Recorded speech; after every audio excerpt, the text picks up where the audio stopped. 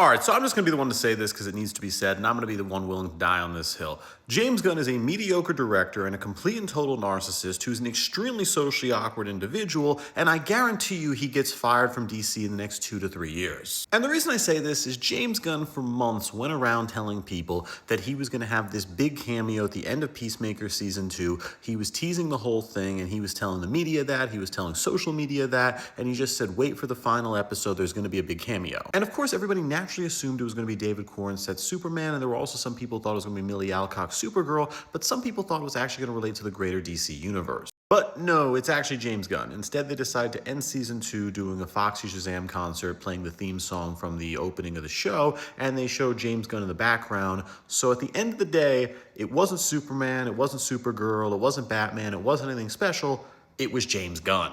For the record, the entire reason that James Gunn even got affiliated with DC in the first place was because Disney fired him from doing the third Guardians of the Galaxy movie briefly because of a bunch of tweets he made in the early 2010s, like this right here. They're hard to see, but they're all him just talking about shagging underage men. Lucky for James Gunn, this happened not long after Warner Brothers and DC had a massive flop with Justice League, which lost over $100 million in 2017, so because of that, they were desperate for any of Marvel's hand-me-downs, so they adopted James Gunn.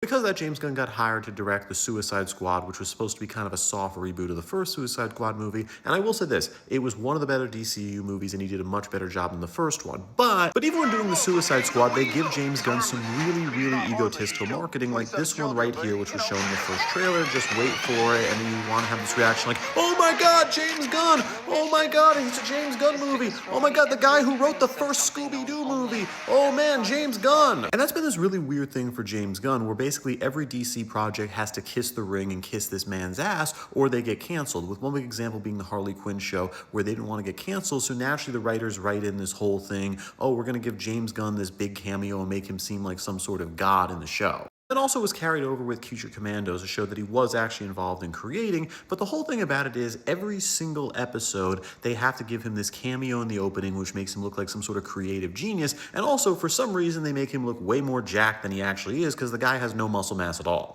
James Gunn does Superman, the movie that's supposed to change DC. He's promising this, top tier movie, maybe $1 billion film, and all the marketing always kissed James Gunn's ass, where there was less about David Cornsweet, but more about him and this grandiose vision for DC, and he just does stuff like this. He hypes himself up, he promises this big success, and the movie wasn't even that good. It made $300 million less than Man of Steel did adjusted for inflation. It probably didn't even profit after marketing and ticket splits, and yeah, the movie just was okay. Honestly, I think this man just makes okay movies, he puts himself in the forefront of everything, and I think he's going to get fired, but with that, I'm Charles Perrault. Please subscribe to learn something.